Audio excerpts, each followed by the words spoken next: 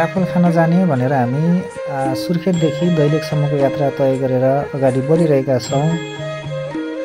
वीरेन्द्रनगर उपत्यकालाई छोड्दै हामी कटकुवा भन्ने स्थानमा आइपुगेका छौँ। यहाँ सल्लै सल्लाले भरिएको जङ्गल छ र बिचबाटै सुन्दर बाटो। बिस्तारै बेसीको गर्मी शीतलतामा परिणत हुँदैछ। यहाँको सुन्दरताले हाम्रो यात्रालाई अत्यन्तै मनमोहक र आनन्दित बनाएको छ।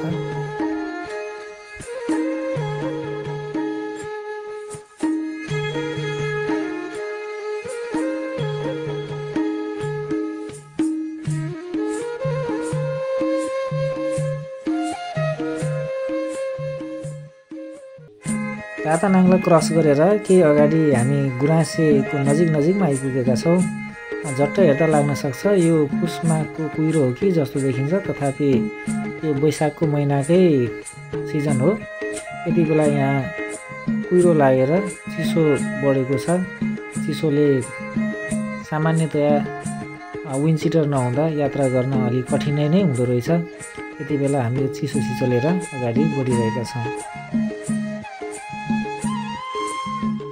यो चाहिँ घोडाबास भन्दा तल निमिर्के भन्ने स्थानमा मेरो दिदी सासूको घर हो र अब चाहिँ हामी सपरिवार काफल टिप्नका लागि बारीको काल्नातिर अगाडि बढिरहेका छौँ। यहाँ चाहिँ आफ्नै निजी बारीहरूमा काफल पाइदो रहेछ र यो न्यानो माया अनि आतिथ्यका साथ सपरिवार नै हामीलाई साथ दिनका लागि अगाडि बढिरहनु भएको छ। यो चाहिँ काफलको बोट हो। यसमा फलहरू चाहिँ कति छ हामी नजिक गएर हेर्ने नै छौँ। ठ्याक्कै काफल पाकिहाल्ने समय चाहिँ भइसकेको रहेन रहेछ।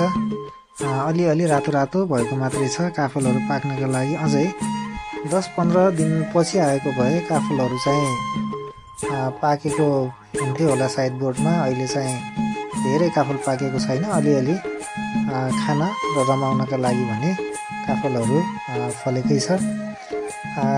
बाबु चाहिँ रुखमा हामीलाई काफल टिप्दिनका लागि रुखमा चढेका छन् र साथ दिनका लागि म पनि रुखमै छु। यति बेलामा फलहरू धेरै पाकेका छैनन्। यो रमाइलो मात्रै होला जस्तो छ। हेर्नुहोस् त, अहिलेसम्म फलहरू चाहिँ काँचै छ, पाक्न बाँकी नै छ। अलिअलि पाकेका काफलहरू हामी जस्तै घुम्न आउनेहरूका लागि दैनिक टिपिरहँदा बोटमा अब भने काँचा फलहरू मात्रै बाँकी छ। दिदी सासू पनि काफल टिप्दिनका लागि रुखमा हाँगामा दौडिरहनु भएको छ। सकेसम्म उहाँले पनि प्रयास गरिरहनु भएको छ। झोलामा थोरै भए पनि टिप्दै हुनुहुन्छ।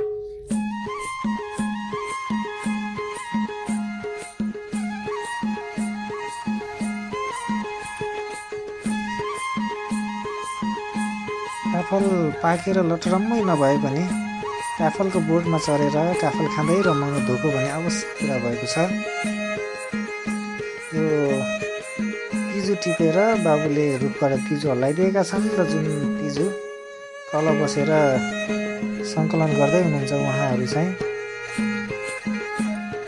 साना बाबुहरू पनि तिजु टिपेर खाँदैछन्। गाउँको वातावरण वास्तवमै इनोसेन्ट, रमणीय र सुन्दर लाग्छ। हामी पनि भुइँमा बसेर काफल खाँदैछौँ।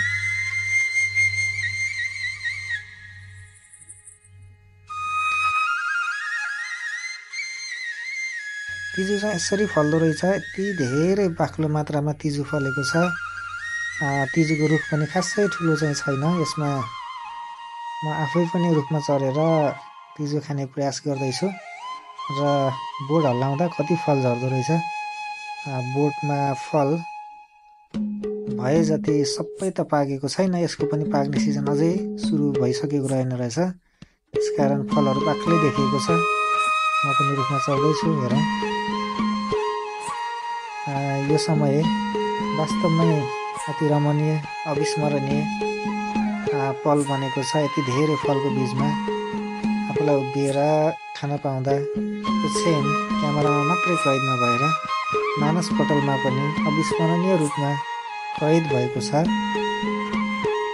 तपाईँकोतिर यसरी तिजु पाउँछ कि पाउँदैन कमेन्ट गर्नुहोस् है। धेरै बाक्लो तिजु फलेको र बोटमै गएर खाएको मेरो चाहिँ पहिलो अनुभव हो।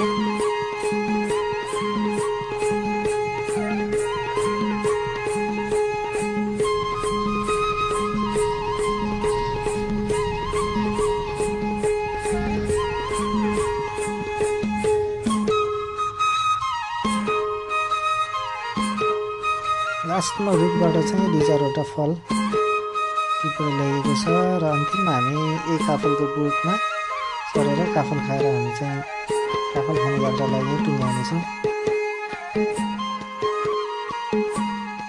बोटहरू त्यति अप्ठ्यारो ठाउँमा छैन, रुखमै गएर काफल चाहिँ खान सकिने स्थिति पनि छ।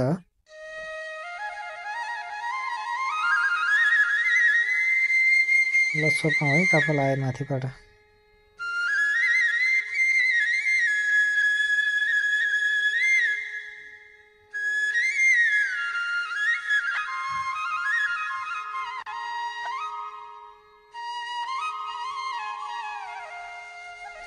दिदीले तिजु टिपेर काफल टिपेर दिँदै हुनुहुन्छ।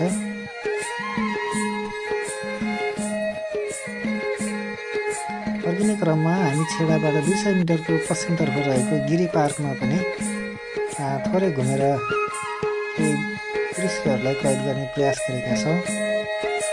यो ठाउँ पनि बाटोमै पर्ने भएको हुनाले एक पर्यटकीय गन्तव्य बनेको छ।